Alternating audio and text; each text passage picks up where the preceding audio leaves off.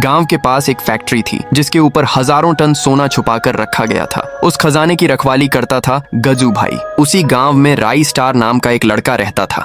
वह हर रोज घर घर जाकर भीख मांगता था। गांव के लोग बहुत अमीर थे, उनके घर सोने चांदी से भरे रहते थे, लेकिन कोई भी उसे इज्जत की नजर से नहीं देखता था। सब उसे गरीब और बेकार समझते थे।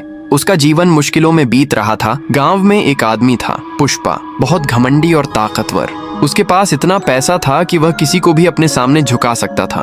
गांव के लोग उससे डरते थे, इसीलिए कोई उसके खिलाफ बोलने की हिम्मत नहीं करता था।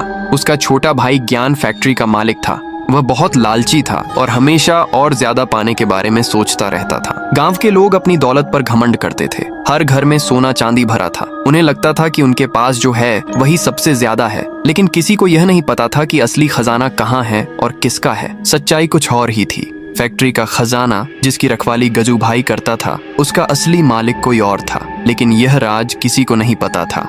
सब कुछ बाहर से जैसा दिखता था वैसा बिल्कुल नहीं था। राई स्टार हर दिन गांव में जाता, लोगों के दरवाजे पर खड़ा होता, कुछ मांगता और चुपचाप आगे बढ़ जाता। लोग उसे नजरअंदाज कर देते, कुछ लोग उसे डांट कर भगा देते, लेकिन वह कभी कुछ बोलता नहीं था, बस सब कुछ देखता रहता था। एक रात सब कुछ बदल गया। सुबह होते ही गांव में हड़कंप मच गया। कई अमीर घरों से सोना और चांदी गायब हो चुका था। लोग डर गए। हर कोई एक दूसरे को शक की नजर से देखने लगा। कोई कह रहा था ये काम बाहर के लोगों का है, कोई कह रहा था गांव के अंदर ही कोई बड़ा खेल चल रहा है। पुष्पा गुस्से में था।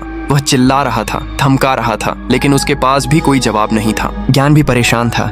उसे समझ नहीं आ रहा था कि ये सब कैसे हुआ। अब गांव का भरोसा टूट चुका था। हर इंसान दूसरे इंसान पर शक कर रहा था। तभी पुष्पा का शक राई स्टार पर गया और अपने आदमियों को बोला, राई स्टार को पकड़ कर लाओ।